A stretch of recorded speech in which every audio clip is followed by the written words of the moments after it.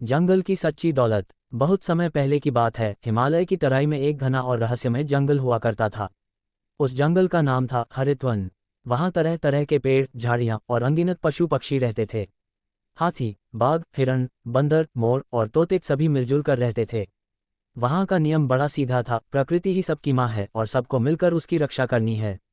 हरितवन के बीचों बीच एक बहुत पुराना बरगद का पेड़ था। सब उसे वनगुरु कहते थे।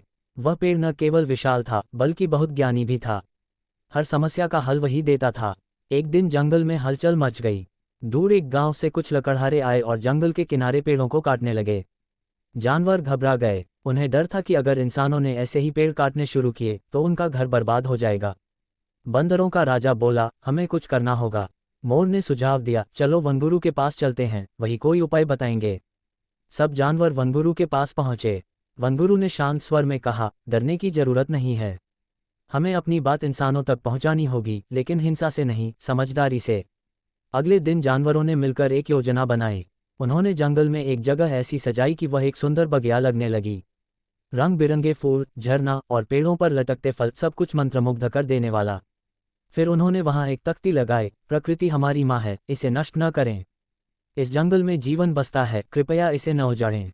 जब लकड़हारे फिर आए तो उन्होंने उस सुंदर जगह को देखा और तख्ती पढ़ी। वहां का सौंदर्य देखकर उनके मन में ग्लानि हुई। उनमें से एक बोला, हम तो बस काम के लिए पेड़ काट रहे थे, पर हमने कभी सोचा ही नहीं कि इन पेड़ों के साथ जीवन भी बसा है। लकड़हारे गांव लौटे और गांव वालों को भी समझाया। धीरे धीरे लोगों ने जंगल की अहमियत समझी और वहां आने से परहेज करने लगे।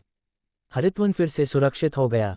जानवरों ने मिलकर प्रकृति को बचाया और यह सिखाया कि बुद्धिमानी और एकता से किसी भी बड़ी समस्या का समाधान हो सकता है।